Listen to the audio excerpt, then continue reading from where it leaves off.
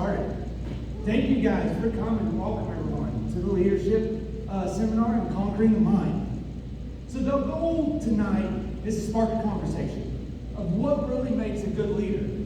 Now I can say that, for example, you've probably had teachers, coaches, family members in your life that you can say that has been really good, influential, and inspirational to you. But I bet on the same hand, you probably had someone that's been bad, a horrible leader, a horrible coach, or a horrible instructor. And there's a balance between the two. And today we're going to talk about the different principles that it takes to actually be a good leader and what it takes. So all I'm really wanting to do tonight is for you to be able to paint a picture of what it takes to be a really good leader. And if we can be able to paint a picture and have an idea, this is something that we can work towards being in our own self. And leadership isn't something that we can just take into business life. This is something that we can be able to do in our everyday life. So this leadership isn't just a business sense, it's an everyday sense that you can apply it to every day in your life. Leadership is one of those things that can't be taught. You have to experience it. I can get up here and I can talk about all these things, but it isn't until you start implementing what I'm talking about that you actually start to see the results. Until you get put in those situations, you don't know how you react. So let's begin. Without self-discipline, we remain a slave to fear. And when you push yourself to the limits through discipline, you realize that the limit, like fear, is just an illusion. Discipline is the foundation to achieve what we want in our life. I see that with discipline, with my daily routine, that if I can have more discipline in my daily routine, it helps to build better habits. If I want to form a better habit, I have to have some form of discipline in that. The main two people that helped influence this whole seminar, Jocko Willink and Leif Babin. Jocko Willink, Leif Babin inspired the first part of the leadership seminar. The second part is Wim Hof. Jocko Willink is an ex-Navy SEALs operator who runs a business called Epsilon Front, where people like CEOs bring his company in to train their management so that they train their leaders to be more higher performers. Wim Hof has taken mind control and conquering the mind to a whole nother level. And what I'm going to talk about more later on, but a lot of the stuff he does, if you haven't ever read any of his books or read or learned about his breathing styles, I'm going to kind of inform you today about this. So, a little bit about myself. Some of you guys know me, some of you guys don't really know me, so how about we introduce myself? So, I'm Lucas Ballinger, I teach electronics. Where I've had experience, maybe wondering, well, why is he talking about leadership? Where has he really had leadership experience? Well, it all started whenever I was 6 years old. I started in Taekwondo. I got a black belt in Taekwondo. I've done different types of Taekwondo, like Yon Wall. From there, I went to Kung Fu. Decided I want to get in the cage and I want to fight. Started doing kickboxing, going to MMA gyms. I've got a 2-1 amateur record in kickboxing. From there, I've organized adult baseball tournaments. My grandpa passed away. I wanted to be able to raise money for youth sports. So I organized adult baseball tournaments. I held about 8 of them. From there, I've been teaching for 7 years now here at State Tech. I have led LSR Club for 6 years. I've had the opportunity to train my boys in baseball like 16 years. And finally, I've competed in 2 MR340s. And if you don't know what the MR340 is, it's a boat race from Kansas City to St. Louis in a paddle boat. I paddle the whole way. And I've completed both of them. The first time, I was just muscle. The second time, I took ownership, and I was the leader, and I organized everything. I want to talk a little bit about that. It kind of plays into what I'm going to talk about today.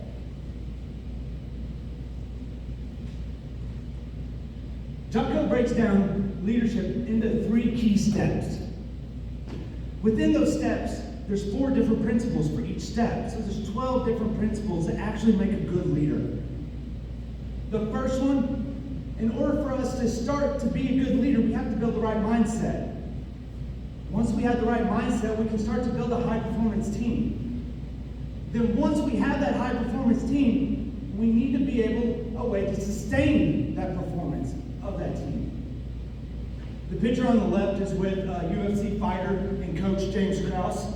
You know who he is. The other person on the right-hand side of me is a really good friend, former teacher of mine, both a history teacher in high school and a teacher in the martial arts sense, Mike Morgan. That was me actually getting my blue belt. In the middle, that's us putting in the tapeworm in July of the MR340. In the picture on the far right, we had to organize a fundraiser to be able to afford the mats. Somehow our mats got taken away. We had those blue mats right there, those little puzzle mats we had. We had those for a long time. You know, we used them religiously. Those things sucked. If you've ever worked on a puzzle mat, there is not a whole lot of padding. We couldn't do takedowns. And then all of a sudden, they magically disappeared. Nobody knew, not the president, not Dr. Bowser, no one. They said that I had to pay for mats. If I wanted my club to keep going, I had to pay for the mats for myself or do a fundraiser. So I'm looking online, and I find these mats. I find the blue ones.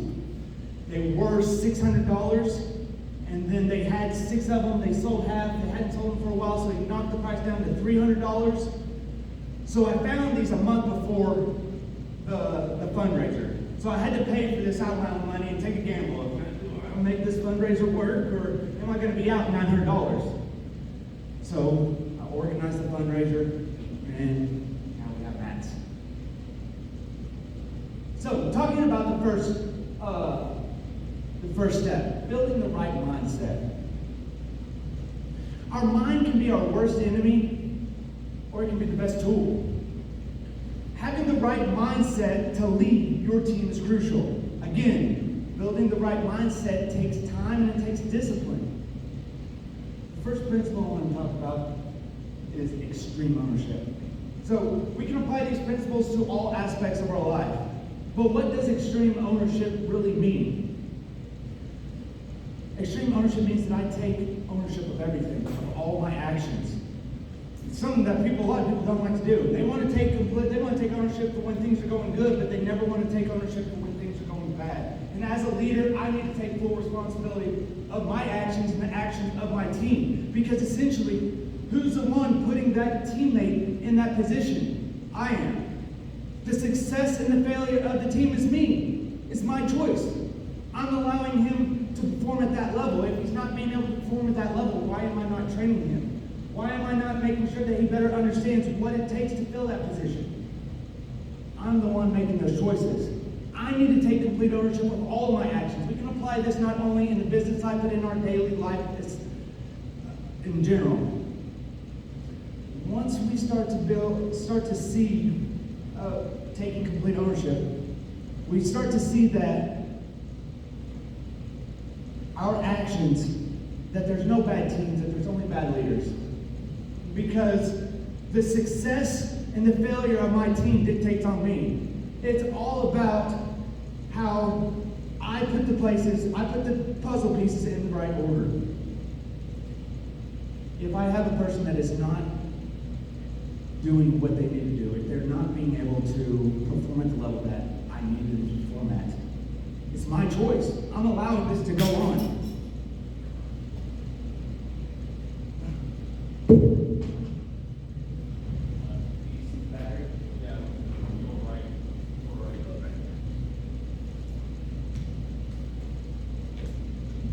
If you don't know, I do this all the time in class.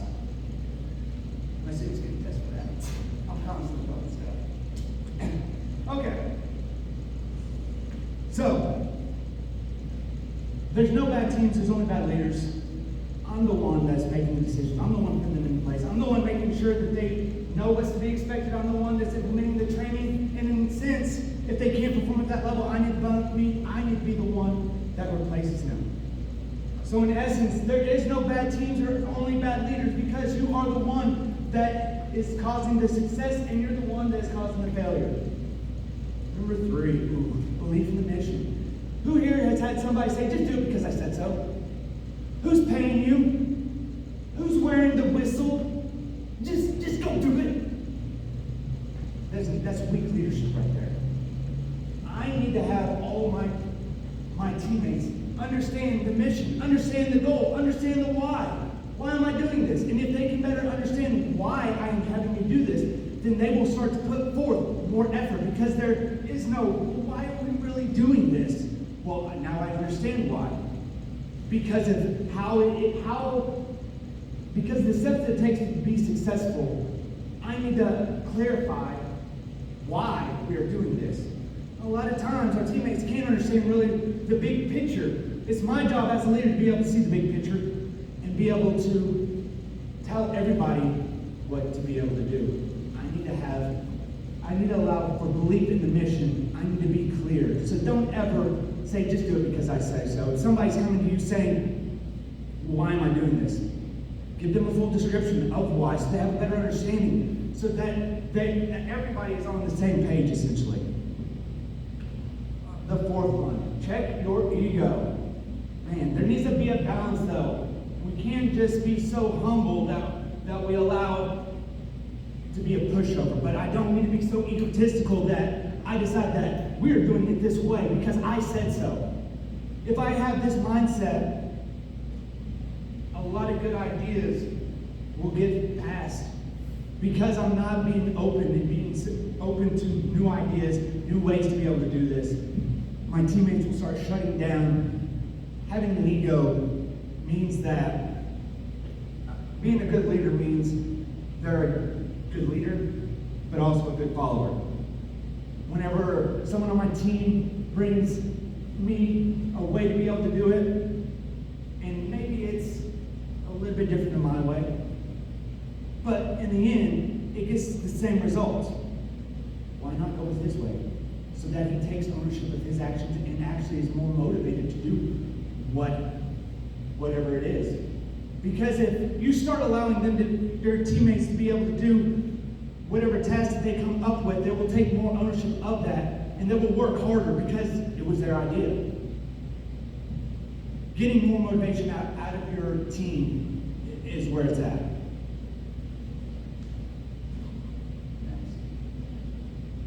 Building a high-performance team. So, over the years, I've had the opportunity to help build 3 stud athletes. And I've also had the opportunity to help build a couple teams. Those are my boys in the middle. So Blaine, the oldest one, he plays baseball at Missouri Baptist right now. He's got a full scholarship. Brady in the middle, he had a scholarship at St. Charles Community College. He blew out his shoulder in football. He had a torn labrum. I don't know if anybody's ever dealt with a torn labrum. It is a death blow to your sports. We didn't really realize that because Blaine had Tommy John the same year. And we thought Tommy John was going to be a death sentence, but that was super easy. He's never had any problems since then. But Brady now suffers from just normal tasks with his arm. He's going to have an ache in his arm for the rest of his life. Brett just came from a signing. He just signed with Lindenwood College today on a baseball scholarship. So I've had the opportunities to be able to build some teams.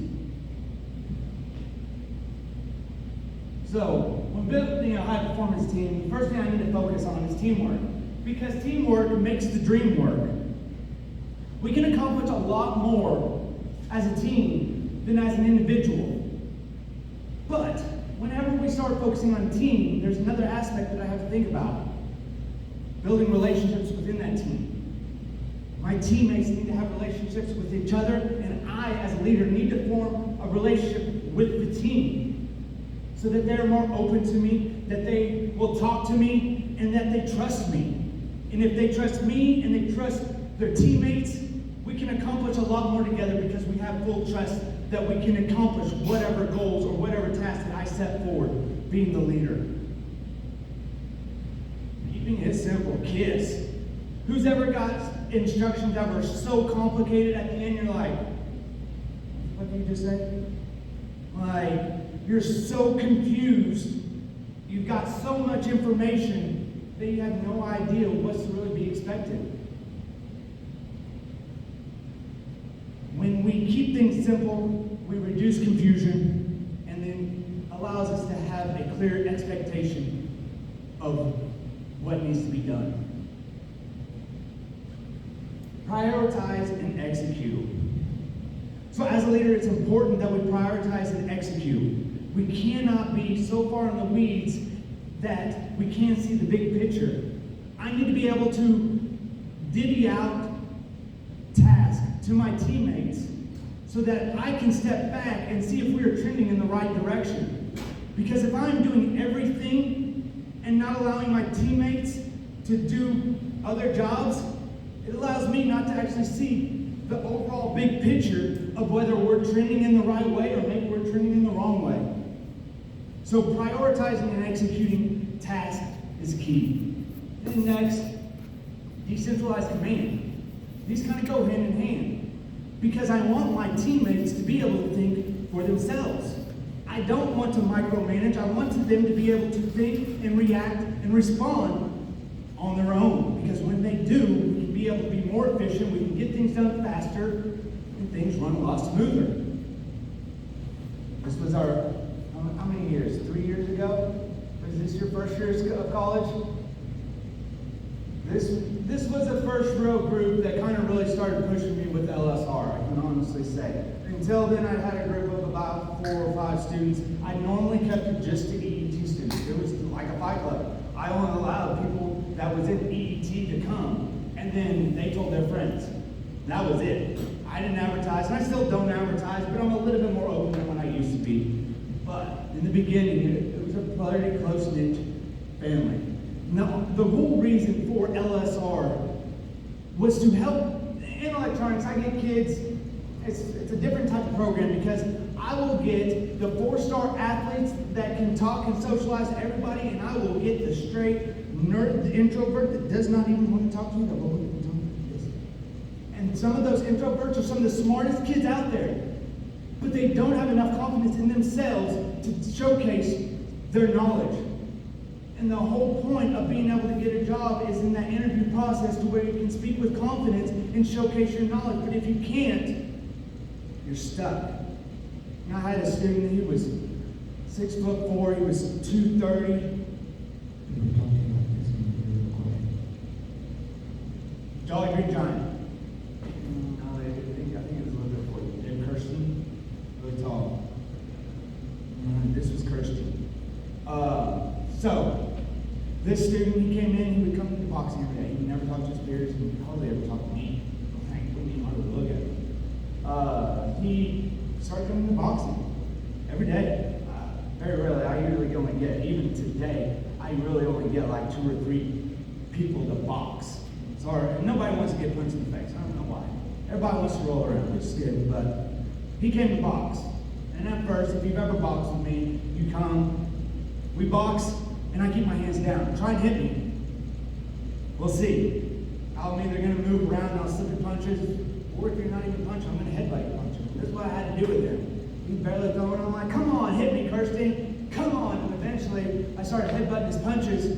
Then eventually, he popped me. I'm like, okay, I'm going to put my hands up now. And you know, after that, now, he started kind of cutting up in class. He started relaxing. He started talking to his peers. And he would try to be a smartass in class, which was fine with me because this kid wouldn't even look at me.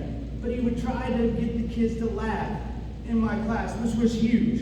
He was coming out of the shell, and that's exactly what I wanted to get out of LSR. Sustaining.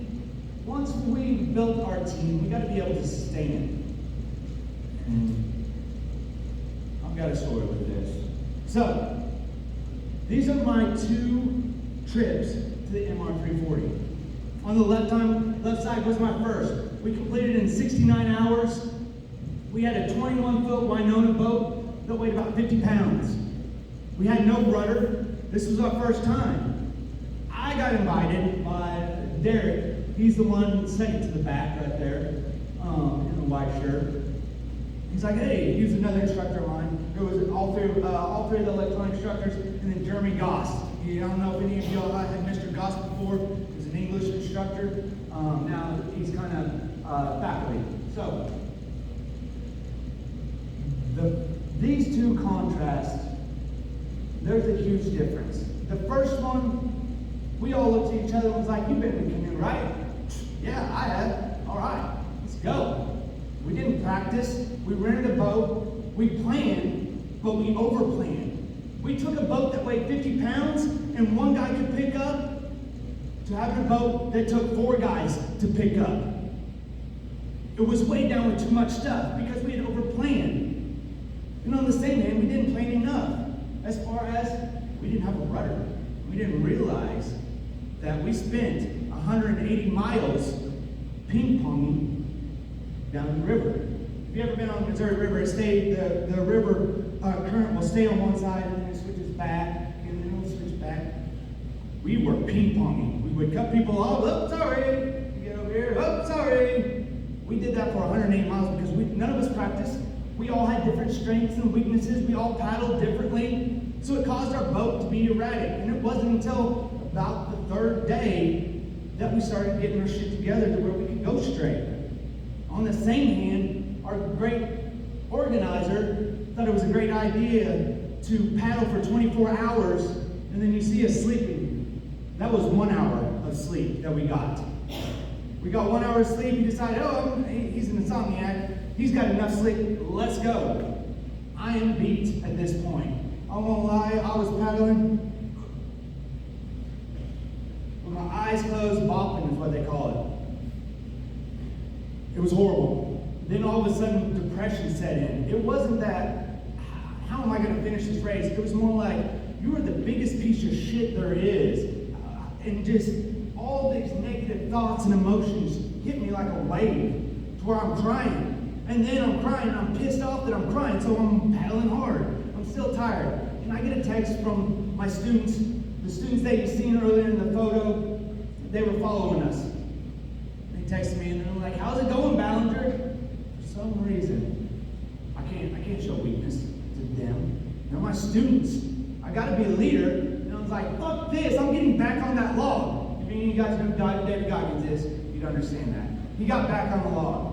And from there, it's flipped the script. I was fully awake, and I was able to crush the rest of that day going into the night. We stopped at Jeff City and got 4 hours of sleep. And 4 hours of sleep felt like 10 hours to me. We got up and finished and crushed the rest of it. But it was rough. It was touch and go, that first bit. Second MR 340 this year, I decided I'm going to do this. I'm going to do it my way. I'm going to buy a boat. I'm going to organize the team. I'm going to do better. We got 11th place last year. My goal is to get 5th place. So I called my best friend, Robert. I'm like, hey, you want to do this race? He's like, yeah. So we do this race. And then along the way, another one of my students was talking, he wanted to do it. So, hey, yeah, you can join. But at this point, I bought this boat. Bought the boat on the right. It's an 18-foot boat. 18 foot long, that should be able to fit 3 people easily. It's a tandem boat. It's only designed for 2 people. I'll be honest, I'm not big into boats. I've kayaked and floated my whole life, but really, racing boats, I don't have a whole lot of knowledge. And I got this one really cheap. It looked really light and fast. That's the boat I want. Because originally I only had one other person, but then things changed. So, I get the boat. We need to take it out. We took it out on Lake State Takeout here. Me and Love got on it and we about flipped it. We didn't even paddle because it was so unstable. We literally almost flipped it just getting it into the water. He actually flipped it himself just being in the boat. So, now I'm a little bit worried. We need some practice. Well, me and my buddy Robert, who's on the right hand, the bottom right hand corner in the blue shirt, he builds houses for a living. So, we built an outrigger to keep stability. We took it down to Lake Springfield, and I could walk from the front to the back of the boat. No problem. All right, we're set. Well, I need to practice on the Missouri River. So we got a rudder, and we decided to practice on the Missouri River. We're going to go 23 miles. We started, we're going good. Then a bass boat's coming. Okay, I'm going to get over, and I'm going to take the waves. My boat crushed it. We did awesome. My head's this big right now on my boat. We can do whatever. A barge comes. If you don't know what a barge is, it's huge. It's a big boat. Those big waves. Teammates are like, we need to pull over. We could pull over, or we could test my boat and see how it does, and that's exactly what I did. So, first wave, Whew. We hit and we slapped down. And the second wave came, and it was a lot bigger. It tipped our boat up, the back end dips into the water. We start capsizing. I'm like, we're taking on water, guys. We're taking on fucking water, and I jump out. Hoping to think that me jumping out will counterbalance the weight of the water that just came in. It didn't. What happened is all that water that was in the back now rushed to the front, and now the front of the boat is tipping in. Love jumps out of the boat, and then Robert takes it down sinking. The boat capsizes, but I had these outriggers on it and attached to it that it still stayed afloat. We swam backwards to the side of the bank, tipped the boat over, and then finished the rest of the trip. And we had about 20 miles. This was literally like in the first couple miles that this happened. So, back to the drawing board. I need to cap that ass in. And what you're seeing is how we rode the whole way. I had about an inch from the water, and I capped the whole back end. And the front end we capped so that no water would come in. Well, what if water did come in? Well, I want to put some extra buoys on there because the two outriggers seemed to save my boat last time. So, I'm going to put more buoys on there and make it float. The plans, the time that it took to make all the plans helped us crush all the adversities that would come our way. This MR340 would be the worst they ever had the whole 18 years they've been doing this. We had a headwind the first day. Leading up to this, we thought it was going to be 100 degrees. The first week, it was the first week of August, if you all remember that. In July, it was hot. It was hot, hot. So I'm thinking it's going to be 100 degrees, and I need to worry about keeping my water cool. It wasn't that way. You guys remember August, the very first of August was nothing but storms. So the first day, we got a headwind. This headwind was causing 2-foot waves to come. Currents going this way, waves are coming this way. This caused boats that didn't have rudders to, I literally seen boats spinning in circles, out of control. It was flipping people, and we're still paddling. Love, he's on the left, he was a little bit worried. He was worried that we were going to capsize, but he had like 6 inches, as you can see, in the front, and I had 2. So I told him just to shut the hell up and just keep on paddling, and we did. We had 12 hours to be able to get to our first checkpoint, and we got it down to 11 and a half hours. There's a lot of people that didn't even make that. So we make it to the first one, we eat, we're still paddling, we're going paddling through the night, okay? Night paddling's the funnest time. They organize the whole thing around a full moon.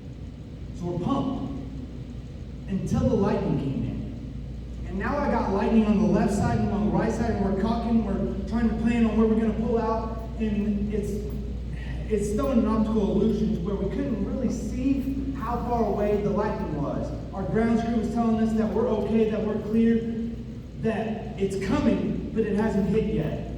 And it looked literally like it was on either side of the water. A lot of things can freak me out, but lightning on the water is one of the things that scared the shit out of me. This was one of the times that we either needed to get to our place, we had a race, the lightning storm and us. We had an idea where we wanted to pull out. My goal this time was not to sleep for an hour, to pull out and sleep for 4 hours and then crush it. So, it kind of lined out to be perfect. We ended up beating the storm. We got there, slept for 4 hours, slept through the lightning storm, got up the next morning, went to paddle, and we got torrential downpour. It rained so hard I couldn't see 5 foot in front of me. People are pulling over left and right, but really, the water was calmer then than it was the whole time. We got to our checkout and we seen that we had an opportunity to be top 5.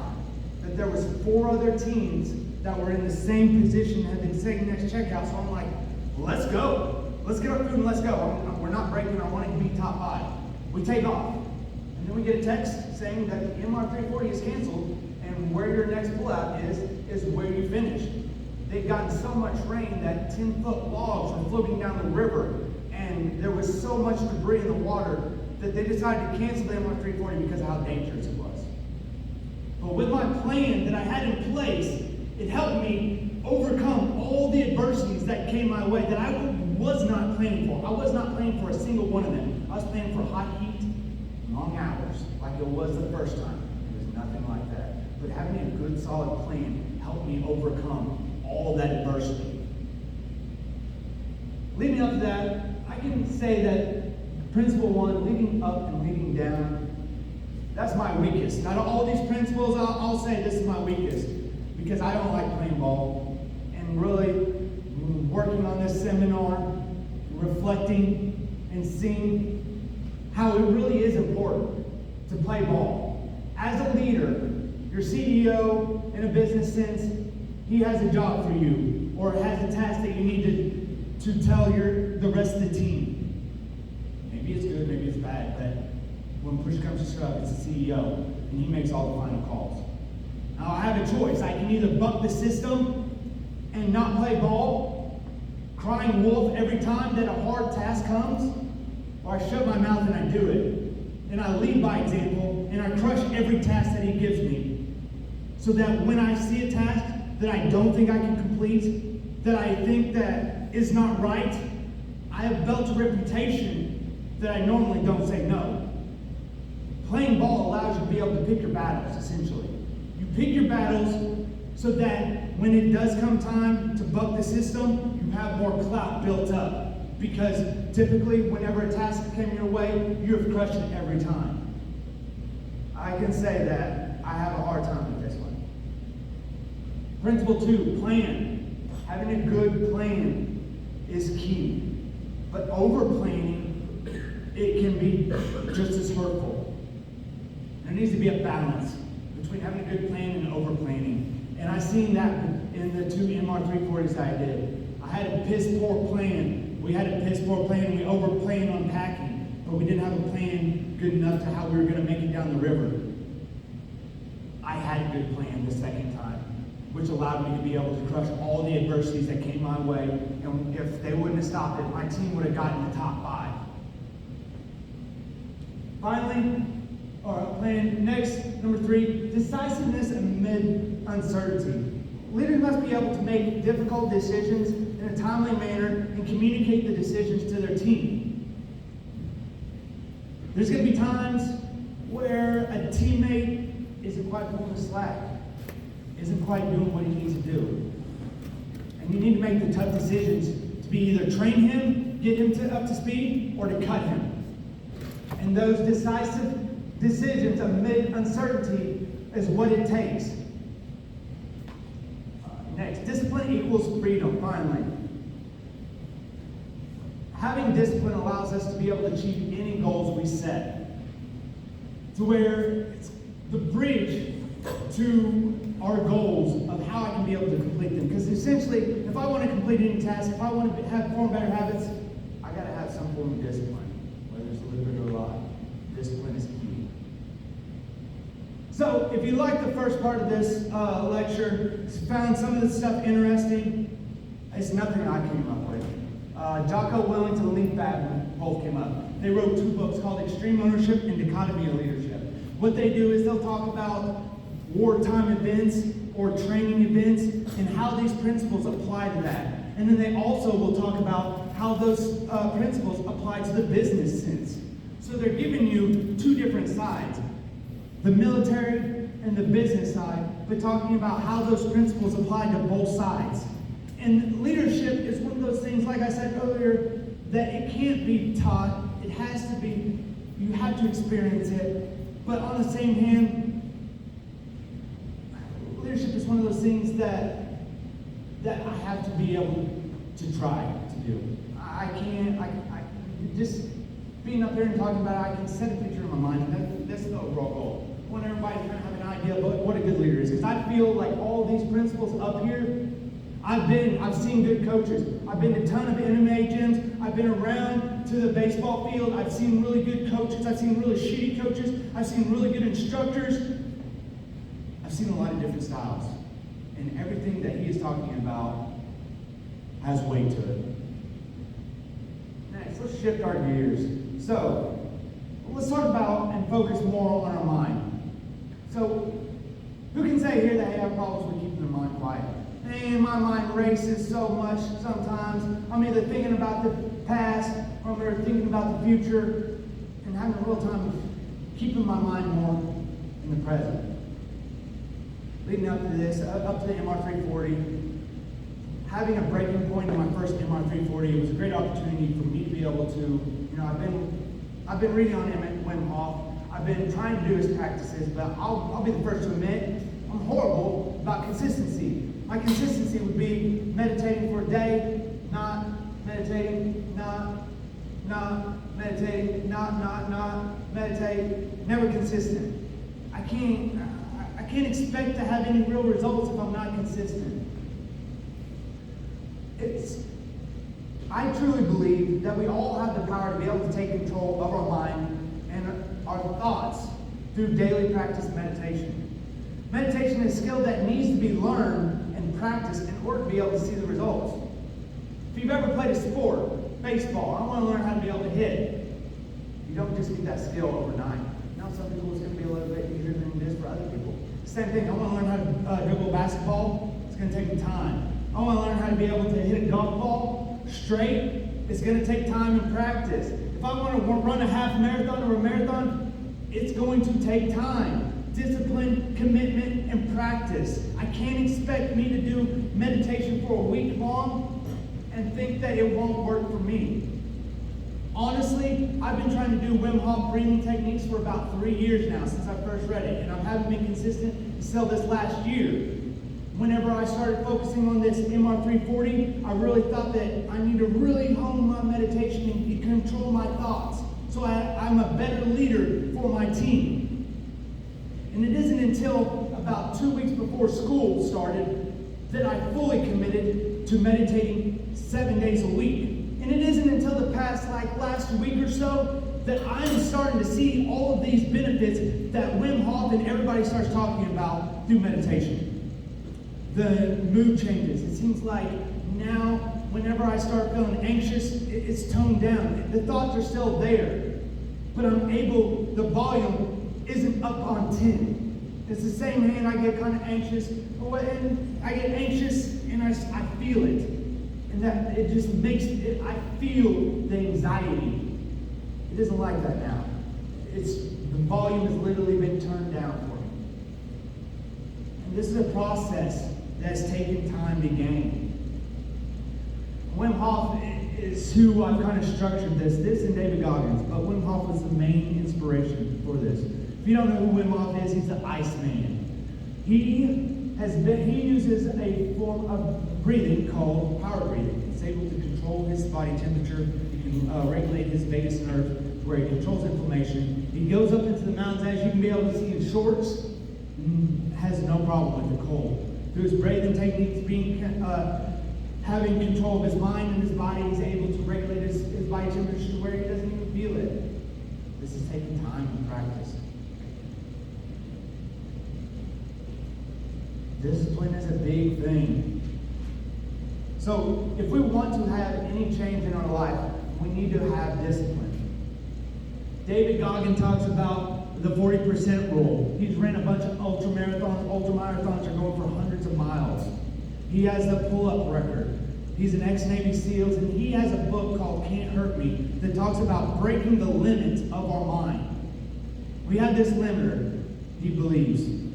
We have this limiter that shuts off at 40%. When we've reached about 40%, our mind is like, I'm done. When really we have about 60 more percent. His book talks about how you can break through these limits and different tools in his toolbox he talks about to actually push past this.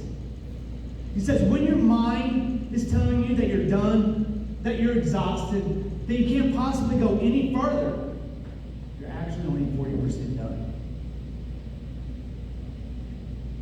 Our mind can be our worst enemy, and it can be our best friend. It wants to be complacent. It wants to play video games. It wants to sleep in. It wants to stay in that warm bed. It does not want to push itself. It does not want to train. It does not like to feel anxiety and pain and struggle. We have to take control of our mind and literally not allow it to be able to control us. David Goggins has it's called the 1 second decision. It says right before you're going to quit something, take 1 second to really see and assess, do you really want to quit? You Can you really not go further? Are you physically hurting and physically need to stop? Or can you get to the next checkpoint? Can you get to the next chapter? Can you get to the next semester? Just a little bit farther. Can you just push just a little bit harder? And if you can, then you're just stepping one step at a time. I can go a little, I just made it that far. I can go a little bit farther. And this is how we can be able to start pushing past these limits. He has another great one. I do this weekly. AARP, it's a military term called After Action Report. At the end of the week, each week, I like to do an assessment of the things that I did right, the things that I did wrong, and how I can be able to do better. I like to try and set goals each week, and then I look to see how close I came to hitting those goals. Did I accomplish everything that I wanted to set out this week? If I didn't, what caused that? What issues? What could I have done better? How can I improve so that I can be able to do better? And if I'm doing an assessment each week, I'm taking accountability of my actions so that I can grow and have better results. Ooh, the next one. I'm a big believer in micro-consistency. John Danaher is another one who believes in micro-consistency. But if you don't know what micro-consistencies are, if you know math, you can be able to see it right here. It's plain. This states that if you do the same thing for 365 days a year, you're going to get the same results. Mathematically speaking, you can see it. But also mathematically speaking, if you do 1%, you try to improve yourself by 1% every day, by the end of the year, you'll have almost a 40% increase. Micro-consistencies will pay off in dividends, but you have to stay committed and you have to be disciplined. Micro-consistencies mean that I do it no matter what. There's going to be days that I don't feel like doing it, but you do it anyways. And it's okay if you fail, you did it. And there's going to be days that you really want to do it, then you need to do really good. But no matter whether you feel good or feel bad about it, you need to be doing it.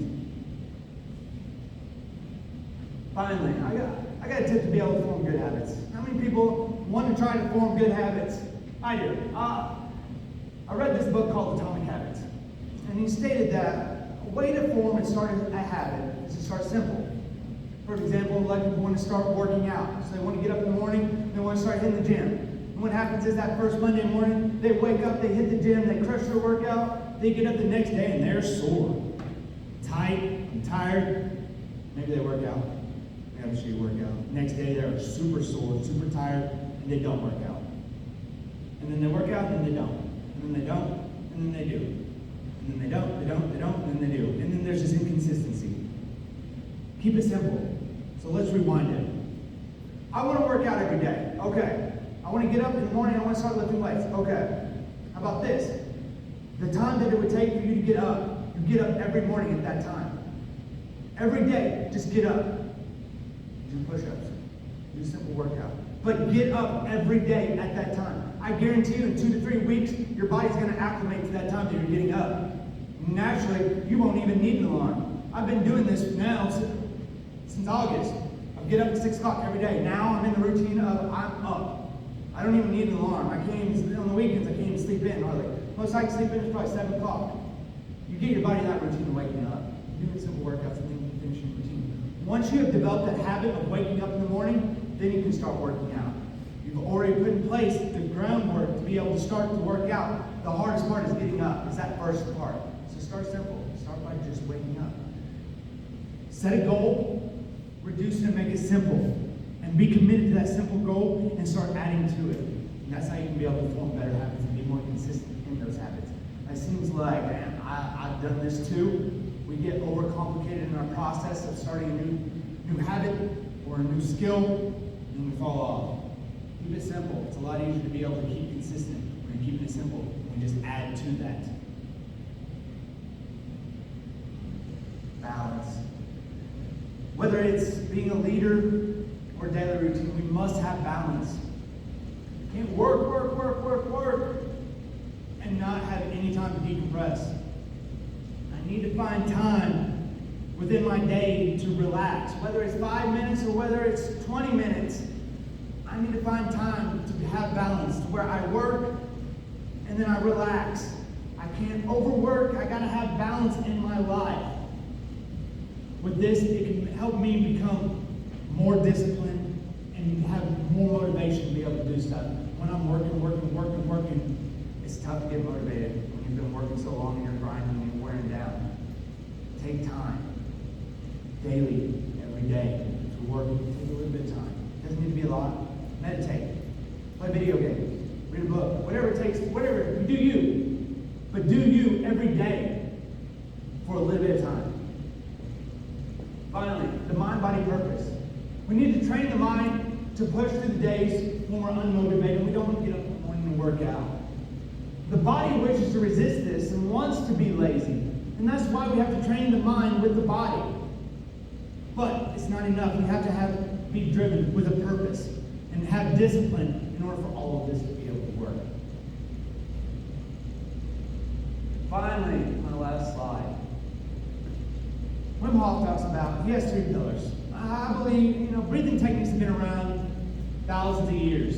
There's all kinds of different breathing techniques. All kinds. I would suggest finding the ones that benefit you that you find the most. At the end of this, I want to do a meditation so you guys kind of get an idea of what it is to meditate. But whatever it is, like me, I do Wim Hof. There's a doctor called Joe Dispenza. He's a medical doctor who has started doing medical, science research on how meditation physically affects the body. He's wrote a whole book called Becoming Supernatural, which kind of goes hand in hand with Wim Hof and stuff that he's talking about. But he's talking about these different types of breathing techniques. I do blessing the sinners, and then I do power breathing. So Wim Hof, his type of breathing style is called Tumo, which is a Tibetan word called inner fire. Tibetan monks use this technique where how they see who the top dog is they go up in the mountains, and then they have somebody take a wet blanket and drape it over them. And then they dry that blanket, and they'll see who can dry the most blankets. And whoever can dry the most blankets by just using the breathing technique is the top dog. They've mastered this breathing technique. And it isn't something that they just picked up within a month. This is something they've been doing their whole life to develop the supernatural ability to regulate the body temperatures. And it controls the vagus nerves, and essentially what you're doing is you're also over-oxygenating your body. You're forcing your body to have so much oxygen. If you've ever been lightheaded from breathing in too much oxygen, where you hyperventilate yourself and you just feel really lightheaded, your body will naturally accommodate. It will acclimate to that high levels of oxygen to where your body can eventually take more and more oxygen. The breathing technique that he does is he breathes circular breaths. You do 20, 30 breaths, and then you hold that breath. And then you hold it for as long as you can, and then you release, and then you hold it another again for 15 seconds, and that's the ground. Man, I feel really relaxed. I see a lot of benefits from this. I'm going to kind of share it with you at the end. But talking kind of about Wim Hof's 3 pillars, he believes that breathing, cold showers, and commitment, or also discipline, are the keys to actually seeing some change. He uses the breathing to connect his mind and his body so that he can be able to push through the cold. I hate cold. I hate it. I will go into a bath and crank the hot all the way over, and I will roast. My skin will be red, and I love it. I love it. I hate the cold. I hate cold showers. I hate cold. So this is something that I wanted to commit to. He has a 20-day cold water challenge. And I'm like, you know what? I'm talking about controlling my mind, and if I can start to actually use cold as a controlled stressor, I can start to dial down stressors. We have stressors all in our life, whether it's a relationship, whether it's school, whether it's work, friends. Stressors come in all kinds of shapes and sizes, forms. They can be loud, and they can affect us. The cold is anything else. If you've ever hopped in a spring or taken a cold shower, for me, I'm like, oh my God, and I'm all tense, and my body is freaking out, my mind is tense, and I'm like, oh my God. It's a stressor like anything else. So who's to say if I can't control that stressor, why can't I control any of the other stressors? I feel like that cold, that, oh my God, what is going on? is grasping me a lot harder than some of the stresses that I have in my life as far as my relationships or with coworkers or whatever it may be. So if I can control that, and Wim Hof smiles in the cold, and they say that cold therapy is a cure for depression, that it changes your mindset. And this got me thinking, well, there has to be some truth to this. So I started doing it. He starts out 15 seconds, and 30 seconds, 45, and then you go to a minute, 5 days a week. And I was doing cold showers. I was thinking I was making some time, I'm doing good. Oh, I got this. Oh, I'm making some headway. But the shower really wasn't that cold. Now, I've got more close to, my overall goal is I'd like to do ice baths. I know I need to build up because I hate cold. I'm at that level now where the water that's hitting me is about as cold as ice. I couldn't do it. I was up to 2.5 minutes and I couldn't sustain that. So I got back. I'm starting all over again. And I'm in day 13. And I'm just now, I've been able, the first 5 days of it being ice cold was me literally just focusing on my breathing. And I'm hating it, I'm dreading it. I'm in my shower, I'm like, do this. I got to, I gotta stay committed. I'm committing myself to this. And I do it, and I force myself. Now, I'm actually starting to see how it changes your mood. I'm more awake in the morning. I don't need coffee. If you see me in the morning time, I don't know, yeah. You have me in the morning. Sometimes I get a little bit jittery. I'll get too over-amped sometimes because I've had 2 cups of coffee. I'm already wide awake. After I wake up, after I hit that shower, I am firing on all cylinders. And I'm at the point now that I'm happy. I'm thrilled. And I'm elevating my emotions. And I think it all has to do with my routine. My routine is I get up in the morning, I let Hank out, and then I bless my energy centers for 10 minutes, and then I do power breathing for 20 minutes, and then I do my cold showers. What blessing the energy centers is, I don't know if I'm a believer in this or not. I like to do stuff. I'm not going to just believe somebody. I'm going to do that and then see how it affects me. Joe Dispenza talks about blessing the energy centers, where if you have 7 different chakra levels in your body, and what you do is you focus on positive emotions, love, joy, happiness. I think about my kids, how much I love them, and how much I love my grandparents, and how much I love my dog. And then I'm thinking about that, and I visualize that energy center, and then I expand it. And I send all that love and all that emotion to that energy level. I'm doing this 7 different times, and at the end, I'm thanking. I'm being thankful. I thank myself. I'm thankful for the life that I have. I'm thankful. I see so much that I'm so appreciative for. And whether, he has a lot. He goes out way with left field. I don't know if you've heard about manifesting your reality. It kind of has a little bit to do with manifesting. I don't know how much I really believe in that stuff, but what I can say is from experience, me focusing on elevated emotions, positive elevated emotions for 10 minutes out of my day, and thanking and seeing how thankful I am, that I have so much to be thankful for, that I have such a loving family, and I have so much to really be thankful for that it starts my day off on the right foot. I'm thinking positively for 10 minutes out of my day in the very first of the morning. It elevates my emotion to where I'm happy. I hit that cold shower, and now I am hitting the ground running, and I'm ready to go. And I think it has a little bit to do with my routine that I'm doing. But it takes practice. I can't apply this just all willy-nilly. I have not started seeing results until I've been fully committed to doing this daily. Daily. I have been the one that's been doing it for 2 to 3 days. Then I end up being 4 to 5 days.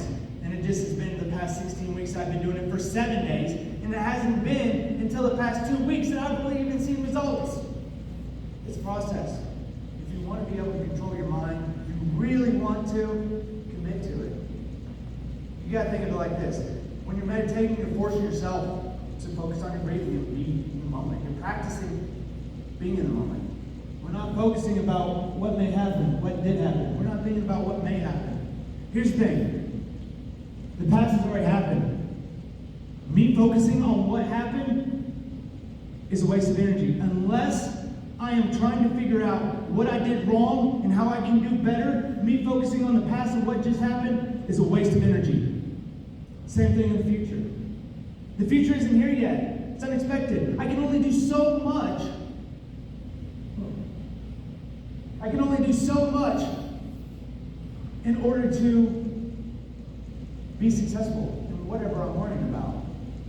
So after I've done the most and the best of my capability, it's out of my hand. I have to relax.